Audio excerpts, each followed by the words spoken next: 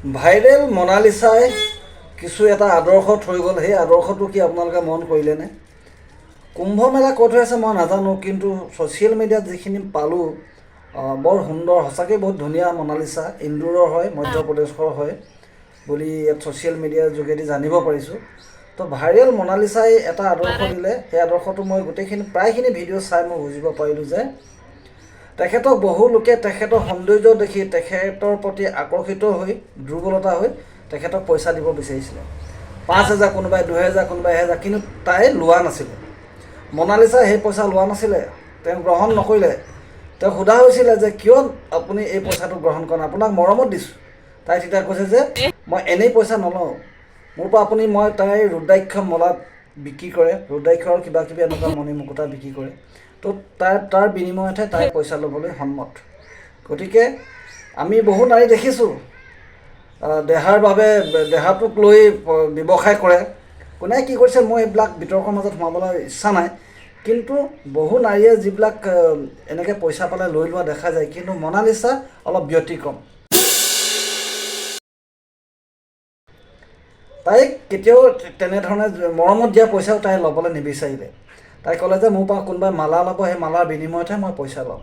এটা ভাল এটা নিদৰ্শন, আদৰ্শ উঠি অহা এজনী যুৱ প্ৰজন্মৰ। মই তাইক কোনো চিনি নাপাওঁ, তাইক ছ'চিয়েল মিডিয়াই যি ধৰণৰ ভাইৰেল কৰিলে তাৰ ওপৰত ভিত্তি কৰি মই এই ভিডিঅ'টো আপোনালোকলৈ আগবঢ়াই দিলোঁ। মহিলাসকলৰ বাবে অতি গুৰুত্বপূৰ্ণ আৰু এটা এক আদৰ্শৱান চৰিত্ৰ মনালিছাৰ ব্যক্তিগত জীৱনৰ বিষয়ে মই একো নাজানো। ছ'চিয়েল মিডিয়াত পোৱা অনুসৰি তাই কুম্ভ মেলাত মালা বিক্ৰী কৰিবলৈ আহিছিলে, ৰুদ্ৰাক্ষ মালা আৰু অন্যান্য, মাক দেউতাক আহিছে আৰু কোনোবি আহিছিল। কিন্তু তাইৰ সৌন্দৰ্যত ইমানেই আকৰ্ষণীয় আছিল, তাইৰ সৌন্দৰ্যত তাইৰ সৌন্দৰ্যৰ প্ৰতি দুৰ্বলতা হৈ গোটেই সকলোৱে চেলফি তুলিবলৈ, ভিডিঅ' বনাবলৈ তাইক আগুৰি ধৰিছিলে। অৱশেষত তাই ব্যতিব্যস্ত হৈ উঠিছিল, য'ত নেকি তাই তাৰ পৰা আঁতৰি যাবলৈ বাধ্য হৈছিল। আৰু তাই যিহেতু ছ'চিয়েল মিডিয়া হওক, অন্যান্য ইউটিউবাৰসকলে যথেষ্ট হাৰাশাস্তি কৰিছিলে বুলি তাই জনাইছে।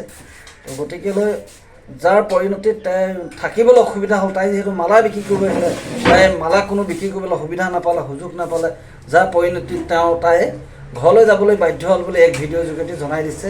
ছ'চিয়েল মিডিয়াত সেই ভিডিঅ' মোৰ ওচৰত আছে। তো আপোনালোকে, মই তাই দুটামান কথা আপোনালোকলৈ আগবঢ়াই দিছোঁ। আপোনালোকে हमारा काम में मोनालिसा ही मेरा नाम है। जलने वालों जलो, जलाना हमारा काम में मोनालिसा ही मेरा नाम है। हम 3 लाख रुपए का कर्जा लेके कुछ माला रुद्राक्ष लेके आए थे। उनमें भी आप सोच रहे होंगे कि मोनालिसा इंस्टाग्राम पे, फेसबुक पे, यूट्यूब पे पैसे कमा रही होगी, लेकिन उनमें मुझे 5 रुपए का भी फायदा नहीं हुआ। और बहुत से लोगों ने तो मेरी फेक आईडी बना रखी है।